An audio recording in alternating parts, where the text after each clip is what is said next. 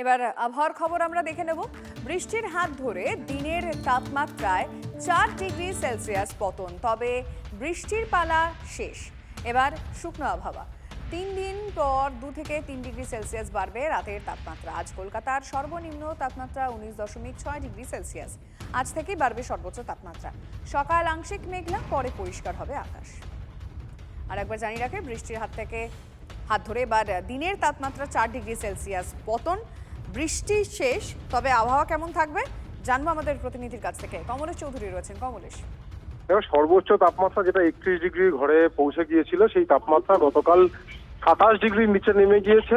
একমাত্র কারণ এই বসন্তের বৃষ্টি। তবে আজকে আর বৃষ্টির আপাতত কোনো সম্ভাবনা নেই। আস্তে আস্তে রোদ উঠবে, মেঘ কেটে বিকেলের দিকে পরবর্তীকালে আস্তে আস্তে আকাশ আরো পরিষ্কার হয়ে যাবে। ফলে দিনের তাপমাত্রা আজকেই বেশ খানিকটা বাড়বে। জলীয় বাষ্প যেহেতু আছে, একটু ব্যবসা গরম লাগবে এবং 2 থেকে 3 দিন পর রাতের তাপমাত্রাও আবার 2 থেকে 3 ডিগ্রি বেড়ে যাবে। অর্থাৎ যে তাপমাত্রাটা এখন 20 ডিগ্রির নিচে রয়েছে, এটা 22 ডিগ্রির কাছাকাছি পৌঁছে যেতে পারে কলকাতাতে। জেলাতেও তাপমাত্রা বাড়বে।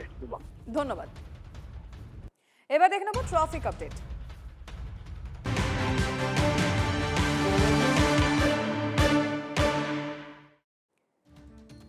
সকাল থেকে শহরের রাস্তায় যান চলাচল স্বাভাবিক রয়েছে, কিন্তু সারাদিন কি থাকবে জানবো আমাদের প্রতিনিধির কাছ থেকে। সুদীপ্ত রয়েছেন টেলিফোন লাইনে। সুদীপ্ত, একদমই লিমায় রয়েছে। আজকে যেহেতু কিছু পরীক্ষা রয়েছে, তার কারণে কোনো ট্রাফিকের কোনো সমস্যা হবে না। বাকি চারিদিকেই ঠিকঠাক আছে। আর তাছাড়া আজকে দুপুরবেলা 1টার সময় মিলেনিয়াম পার্কের কাছে একটি রাজনৈতিক দলের একটি কর্মসূচি রয়েছে, যার জন্য 80 থেকে 100 লোকের জমায়েত হবে এবং তার জন্য ট্রাফিকের উপরে সেভাবে কোনো প্রভাব পড়বে না বলে একদম লালবাজার কন্ট্রোলার জানিয়ে দিচ্ছে যে আজকে যান চলাচল কলকাতায় স্বাভাবিকই থাকবে চারিদিকে।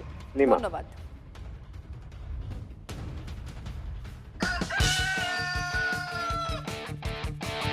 আপনার সকাল শুরু করুন আমাদের সঙ্গে। সকাল সকাল চোখ রাখুন TV9-এ। আজ কোথায় কি ঘটছে চোখ রাখতেই হবে কোন খবরে। ঝটপট জেনে নিন সকাল 7টায়। আবহাওয়া ও ট্রাফিক আপডেট সকাল 8টায়। আপনার খবর, দরকারি খবর সকাল 8:30টায়। সকালের এক্সক্লুসিভ ঘড়ি ধরে 9টায়। দিন দেখাবে TV9 বাংলার সকাল। সকালের স্বাদ এবার আলাদাই।